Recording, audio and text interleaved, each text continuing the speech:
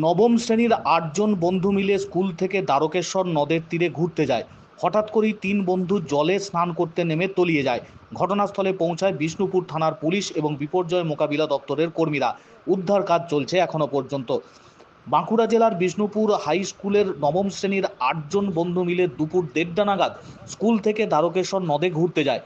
বিষ্ণুপুর সারেশ্বর দমদমা ঘাট সংলগ্ন দ্বারকেশ্বর নদের তীরে হঠাৎ করেই অর্কদীপ দাস, সায়ন চ্যাটার্জি এবং পরমেশ্বর মিশ্র এই ৩ বন্ধু জলে স্নান করতে নামে।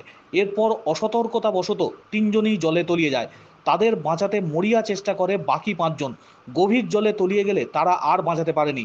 এরপর তারা স্থানীয় লোকজনদের ডাকাডাকি করতেই শুরু হয় খোঁজাখুঁজি। ঘটনাস্থলে পৌঁছান স্থানীয়রা। স্থানীয় বাসিন্দারাও তাদের সঙ্গে উদ্ধার কার্যে হাত লাগান। পরবর্তী সময়ে খবর দেওয়া হয় বিষ্ণুপুর থানা এবং বিপর্যয় মোকাবিলা দপ্তরে। তড়িঘড়ি ঘটনাস্থলে পৌঁছায় বিপর্যয় মোকাবিলা দপ্তরের কর্মীরা। স্পিডবোট নিয়ে এসে বিপর্যয় মোকাবিলা দপ্তরের কর্মীরা যুদ্ধকালীন তৎপরতায় খোঁজ শুরু করেছেন। তল্লাশি চলছে জোর কদমে। এখনো পর্যন্ত কোনো ছাত্রকেই উদ্ধার করা সম্ভব হয়নি। আমাদেরকে একজন খবর দিল যে যে ছেলে স্কুলের থেকে বেরিয়ে সারেশ্বর নদীতে গেছে। আমরা সঙ্গে সঙ্গে আমি আমার স্ত্রী সঙ্গে সঙ্গে স্কুল গেলাম। স্কুল থেকে একটা ছাত্রকে জিজ্ঞেস করলাম, বললো হ্যাঁ ওরা সারেশ্বর নদীতে চান করতে যাবে। আমরা লালবান তালবান সব দিকে খুঁজে আমরা গেলাম প্রথমে ওই ওই ঘাটে, বাগড়ার ঘাটে। ওখানে একজন বললো 3টে ছেলে ডুবে গেছে। তারপর এখানে এসে ওরই যে ছাত্র ছিল আর বাকিগুলো তারা বললো 3জনই ডুবে গেছে। কতজন, ওই 8-9 জন না কজন এসেছিল, আমি ঠিক বলতে পারছি না কতজন এসেছিল।